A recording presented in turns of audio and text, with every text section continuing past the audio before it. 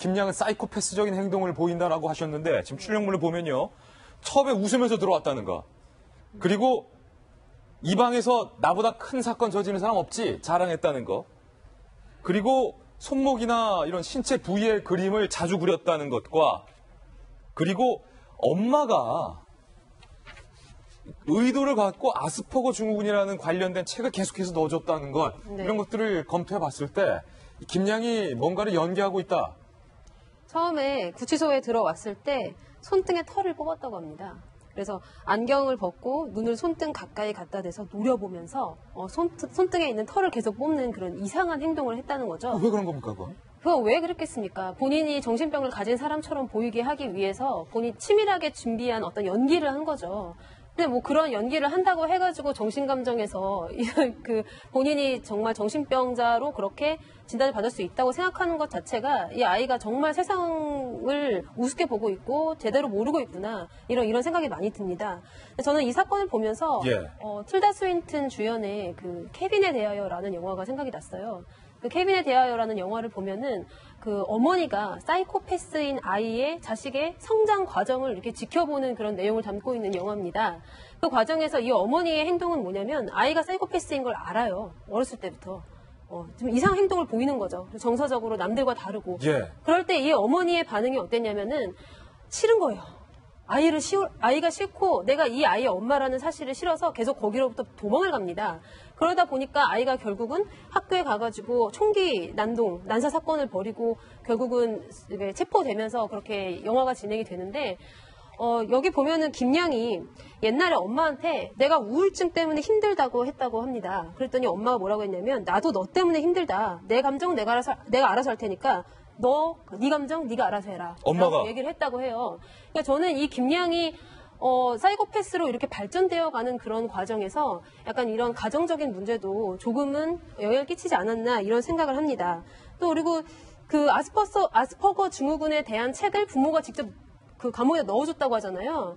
이런 점에서 저는 분명히 부모에게도 잘못이 있다고 생각을 해요. 그러니까 물론 이런 범죄에서 부모 탓을 하는 것은 좀 옳지 못하다고 생각할 수 있겠지만 아스퍼거 증후군을 가능성이 있다라고 하면서 그 책을 넣어준 것 자체가 정말 반성이 없고 아직 정신을 못 차리고 있구나 이런 생각을 지울 수가 없습니다. 이 사건 추이 정말 많은 국민들이 관심을 갖고 있는데 제대로 된 정의가 바로 서는 그런 판결을 내려줘야 되겠습니다. 김양의 어머니가 아스퍼거 증후군과 관련된 책을 계속 넣어줬다는 건 어떤 정신적인 그런 문제로 계속해서 감형을 받으려는 걸 밖에서 엄마가 계속해서 김양을 도와주고 있다.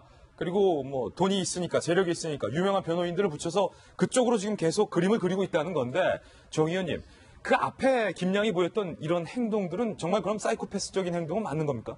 제가 어저께 좀 사이코패스 관련 책을 좀 찾아봤습니다. 제가 이웃집 살인마, 이웃집 사이코패스 우리 동기인 동아일보 기자가 이제 번역한 책이라서 집에 있어서 좀 찾아봤어요. 행동 특성이 어떤 것이 이제 맞는지. 그 카테고리에서 보면은 사이코패스의 가능성이 높아 보이는데 우선 첫 번째로 이 친구가 처음에는 다중인격 장애다, 해리성 인격 장애다 그렇게 주장을 했는데 그거는 말이 안 되는 게 해리성 인격 장애 같은 경우는 A라는 인격이 자기 안에 있는 B라는 인격하게 한 일을 서로 몰라요. 밖에서 때는 모르는데 이 친구는 들어오자마자 나한테는 두 개의 인격이 있어서 왔다 갔다 했다. 이렇게 거짓말을 이제 한 거고 그건 아니고요.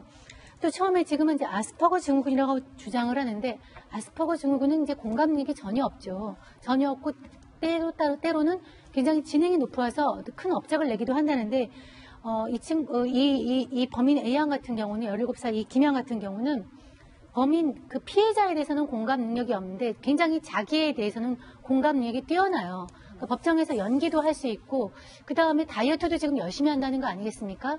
그 자기에 대해서 또 피해가 오거나 어떤 법정에서 높은 실형이 선고될 것 같다 그러면 굉장히 거부 반응을 보이고 민감한 반응을 보이고 자기에는 굉장히 뛰어나면서 남에 대해서 공감 능력이 없는 거 이런 거는 이제 아스퍼거 증후군이 아니고 사이코패스에 가깝고요.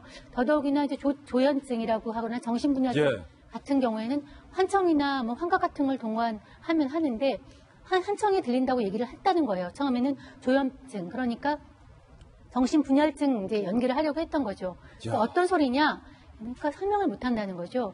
그러니까 이 아이가 굉장히 이제 머리도 좋고 하니까 또 부모님이 이런 자료도 이제 넣어주고 하니까 연기를 하려고 했던 것 같아요. 예. 전문가의 눈은 드러나지만 이런 성향으로 볼 때 남을 통제하고 공감 능력이 없고 잔인하고 이런 성향으로 볼 때 사이코패스가 아닐까 하는 게 이제 가장 높은데 사이코패스 같은 경우는 법원에서 그 감경에 어떤 해당이 되지 않는 걸로 해서 감경 사유는 사이코패스는 되지 예, 않는다. 그렇죠. 근데 실형이나 높은 어떤 실형 선고가 이제 불가피한 항목으로 보입니다.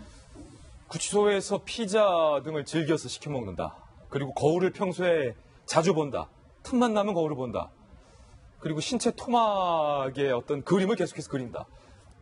이런 것들만 봐도 확실히 정상은 아니다. 제가 이런 대목이 들어요. 예. 이 사건뿐만 아니라 예. 오늘 지금 돌직구 처음 시작할 때 앵커께서 하셨습니다. 대구에서 지금 또 3살짜리 아이가 지금 죽은 사건도 있고 최근에 우리 사회에서 신문을 열어보면 지금 깜짝깜짝 놀랄 일이 너무 많잖아요. 그러니까 인간으로서 최소한 할 수 있는 일들이 있고 하지 못할 일들이 있는데 그 경계선이 무너진 듯한 느낌을 많이 받아요. 그러니까 지금 이 인천 여아 살해 사건의 이 김양도 볼 때마다 우리가 놀라는 게 어떻게 사람이 이렇게까지 갈 수 있는가라는 지금 최악의 상황들 보고 있는데 저는 인간에 대한 기본적인 존중 또 인간으로서 최소한의 도리 이런 것들에 대한 교육과 인성교육이 사실은 좀 우리 사회에 전반적으로 지금 무너지고 있는 게 아닌가 싶어요.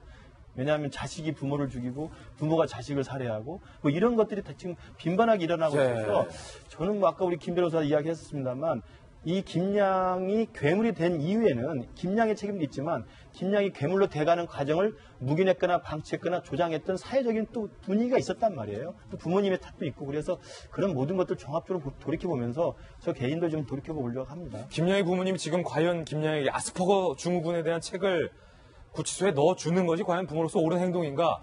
이 부분에 대한 논란도 아마 있을 것 같습니다. 김양의 구치소 동기의 증언 살펴봤습니다.